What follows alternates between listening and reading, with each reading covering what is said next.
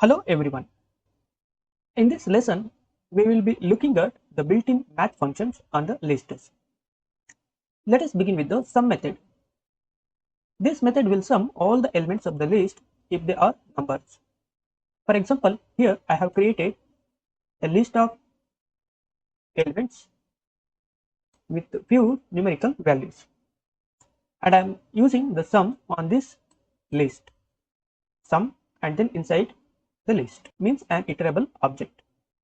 So we got 43, the total sum of all the list elements if they are pure numerical values. Next we have the multiplication with number. Suppose if we multiply the list of elements with the numerical value, then this list of elements will be extended 3 times. Since I have multiplied with 3, this list has been extended 3 times.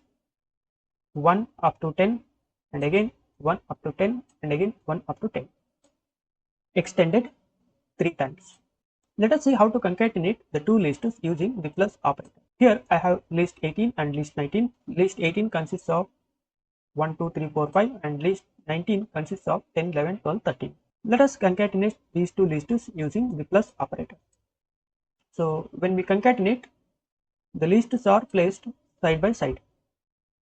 First list and then the second list. It is just an concatenation, not the addition. Okay.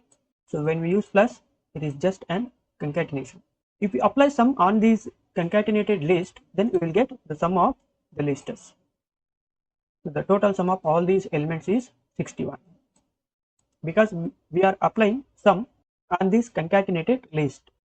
Next we have the max function. Let us apply this max function on the list 16, which has 1, 2, 1, 5, 3, 4, 20 and then 10. Let us see what happens.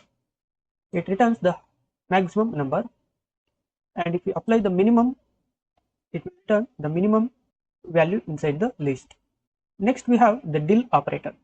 This operator or method or built-in function is used to delete element in the list. So element to be deleted is mentioned using the list name and index.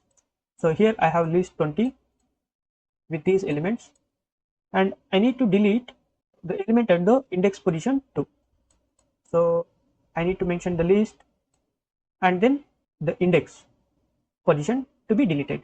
So this will delete the element at the index position 2, that is 3. Let us use the delete keyword and then delete the element at the index position 2.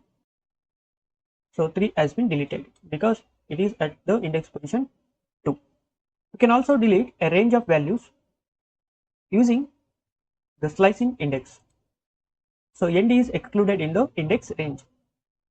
Let us delete the range of values between the second index position and up to the fourth index position or fifth index position, like this. The end index is exclusive, so it will delete the elements from the second index position up to the fourth index position, second, third and then fourth.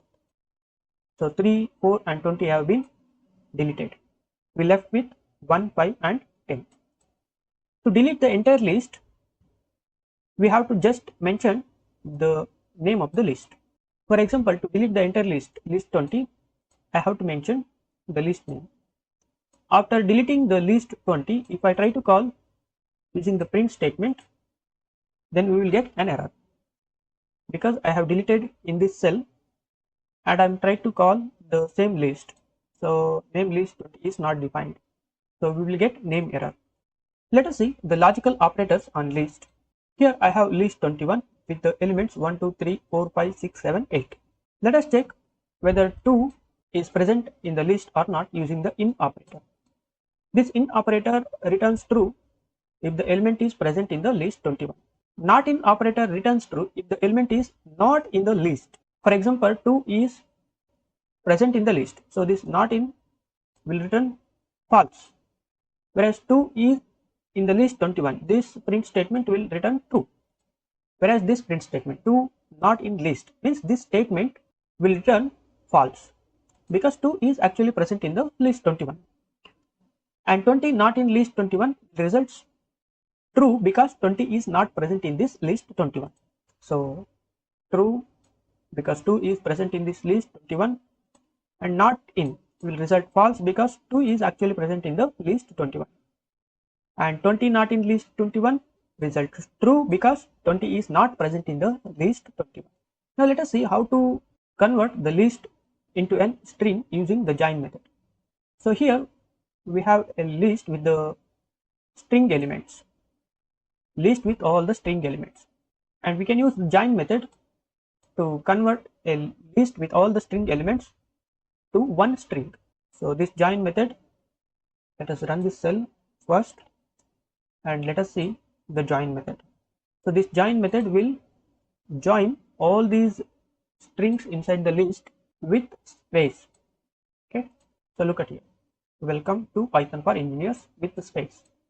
We can also iterate through the lists using the for loop or while loop. Here I am using the for loop. For example, here list 23, I have the elements 1, 2, 3, 4, 5, 6, 7, 8, and I am iterating to the lists using the for loop for each element in list 23.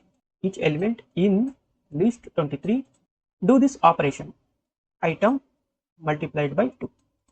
So this is the operation, and then printing the modified elements, list item multiplied by 2, and then the multiplied element.